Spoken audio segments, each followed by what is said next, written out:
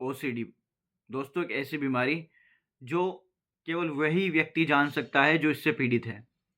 क्योंकि इसको स्कैन नहीं किया जा सकता, इसकी कोई जाँच नहीं है, ना कोई इसका ब्लड सैंपल लिया जा सकता है जिसमें ये साफ़ ज़ाहिर हो कि इसमें ओसीडी का सिम्पटम है। नहीं, इसको केवल हम उस व्यक्ति के बिहेवियर से और उसके एक्सप्रेशन से ही और उससे जो पीड़ित है वो खुद बयाँ कर सकता है। इसमें व्यक्ति काफ़ी डिप्रेस, एंग्ज़ायटी फ़ील करता है। तो बात करेंगे कि इस ओसीडी को हम कैसे ख़त्म करें? सबसे पहले मैं बात करूँगा इस ओसीडी के काफ़ी सारे टर्म होते हैं। ऐसे-ऐसे व्यक्ति जो बार-बार हाथ धोते हैं, बार-बार किसी चीज़ को चेक करते हैं और वो 1-2 बार नहीं होता। मानता हूँ कि सिक्योरिटी काफ़ी इम्पोर्टेंट है, चेक करना काफ़ी इम्पोर्टेंट है, लेकिन 2 बार नॉर्मल, लेकिन 2 से ज़्यादा 10 बार। आप सोच सकते हो अगर मैं 10 बार अपना लॉक चेक कर रहा हूँ कि मैंने बाहर लॉक किया है, नहीं किया।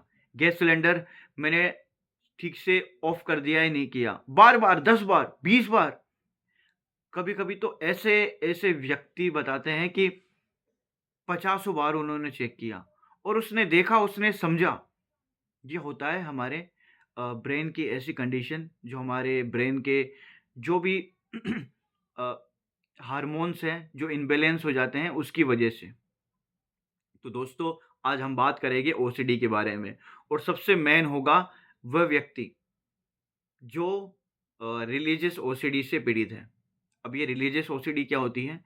उस व्यक्ति को ऐसा लगता है कि मैंने ईश्वर को देख लिया और मैंने प्रणाम नहीं किया, तो ईश्वर उसके साथ कुछ गलत कर देंगे।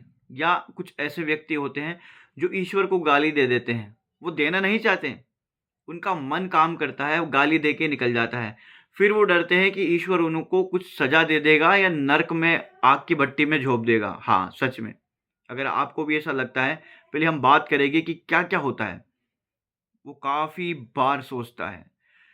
कुछ ऐसे व्यक्ति भी होते हैं जो धार्मिक पुस्तकें पढ़ते हैं और बार-बार उसका पाठ करते हैं, कोई मंत्र जप करते हैं और वो ये सोचते हैं कि अगर मैंने एक दिन भी मिस कर दिया, तो पता नहीं मेरे साथ क्या हो जाएगा। या उसके साथ कोई ऐसा इंसिडेंट हो जाता है, जैसे किसी से कोई जानवर गलती से एक्सीडेंटली मारा जाता है और फिर वो डर जाता है और उसकी ये बात उसके सालों तक ज़हन में रहती है और इससे डरता रहता है और वो इतना डरता है कि वो किसी को बता भी नहीं पाता और उसको शर्म भी आती है कि क्या मैं अपने पेरेंट्स को बताऊँ और कई-कई बार तो वह गलत जगह चला जाता है।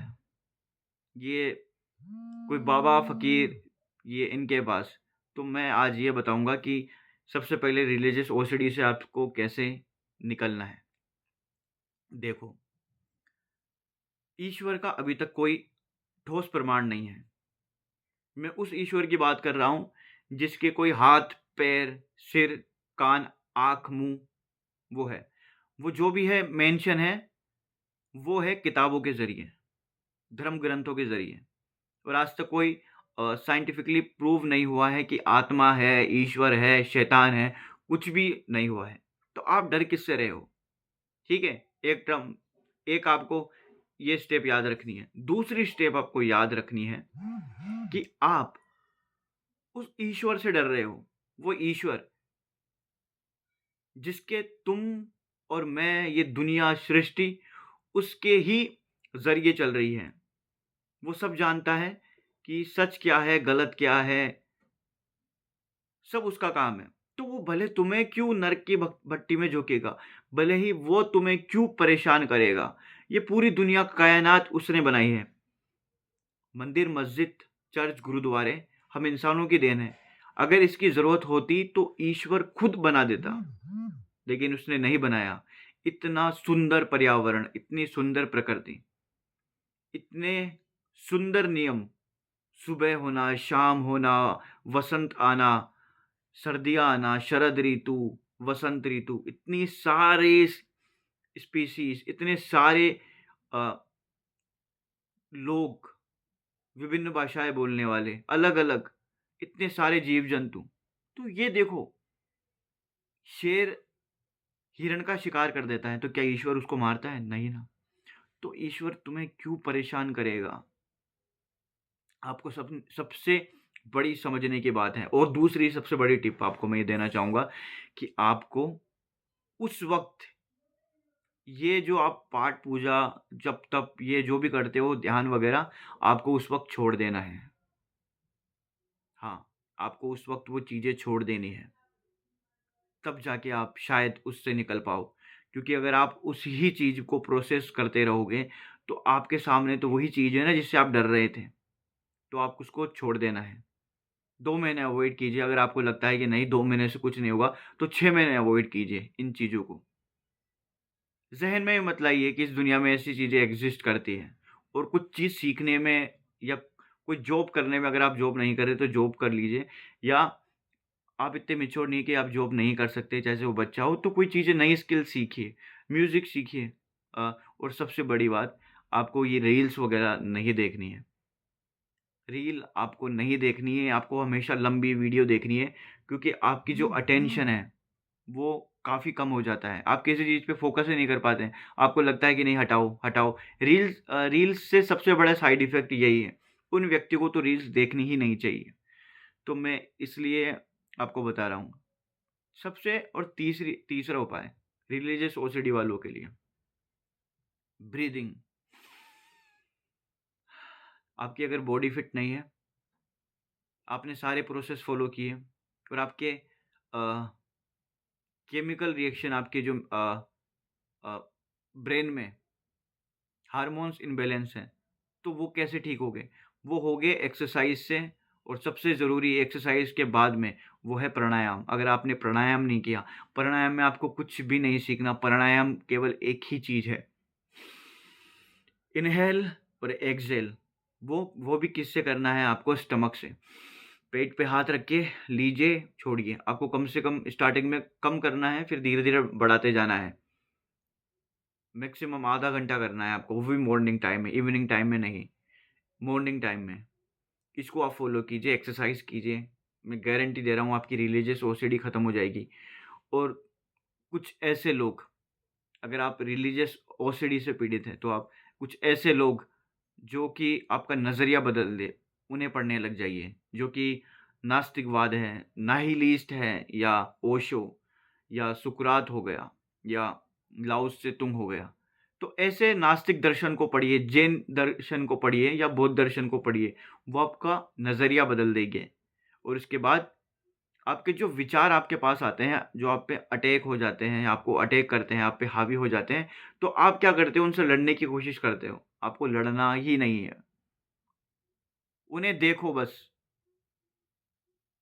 जैसे लेयर होती है एक प्याज़ में, एक अनियन में कितनी सारी लेयर्स होती हैं। उन अनियन की लेयर्स को अलग-अलग करते जाओ। Body, mind, thought, energy. तो इन चीज़ों को देखते रहो कि क्या हो रहा है। तुम तो शांत हो, अंदर ये हलचल हो रही है। ना उसे अच्छा कहो, ना बुरा कहो, उसको बस देखो, वो खुद गायब हो जाएगा। अगर ये प्रैक्टिस आप दोस्तों करोगे, मैं सच बता रहा हूँ, आप जल्दी ठीक हो जाओगे। और ये मैं दावा करता हूँ, अगर आपने ठान लिया, आपने हथियार ले लिया लड़ने के लिए, तो 100% इसमें विजय आपकी होगी। क्योंकि आपने इस बीमारी से, इस टर्म से आपने लड़ने के लिए साहस पैदा कर दिया। उस विचार से नहीं लड़ना, इस ये जो झंझावात आपके जीवन में आ गया है, इससे आपको लड़ना है। और दूसरी चीज़, ये सभी चीज़ें मैंने जो बताई है, जितनी भी ओसीडी है, सबसे प्रमुखता एक रिलीजियस ओसीडी, क्योंकि ये अटपटा-सा, अजीब-सा लगता है कि एक व्यक्ति ईश्वर से डर रहा है।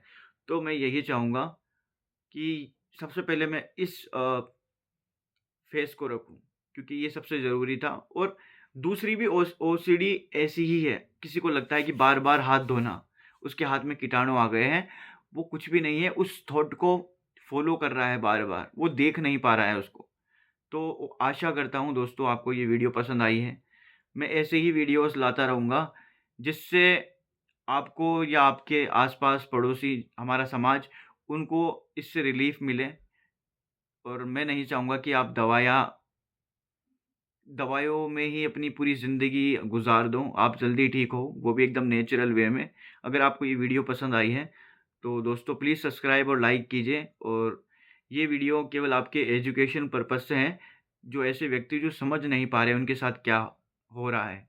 और अपने मम्मी-पापा से साथ में बैठकर बात कीजिए, उन्हें बताइए कि पापा ये है, और एक साइकियाट्रिस्ट के पास भी जाइए, क्योंकि वो आपके माँ-बाप को बताएगा कि आपका बच्चा पीड़ित है इस रोग से और ऐसी बीमारियाँ होती हैं। माँ-बाप को नहीं पता कि ऐसी बीमारियाँ होती हैं। और ये काफ़ी पेचीदा चीज़ है, इसको हल्के में मत लेना। लेकिन यही इन्फॉर्मेशन आपको अगर पसंद आई हो, तो प्लीज़ लाइक कीजिए और हमसे जुड़िए। आई होप मुझे अच्छा लगा और आपको भी अच्छा लगा होगा कि मैंने जो इन्फॉर्मेशन दी है। कमेंट में ज़रूर अपनी राय दीजिए, आपको क्या प्रॉब्लम है?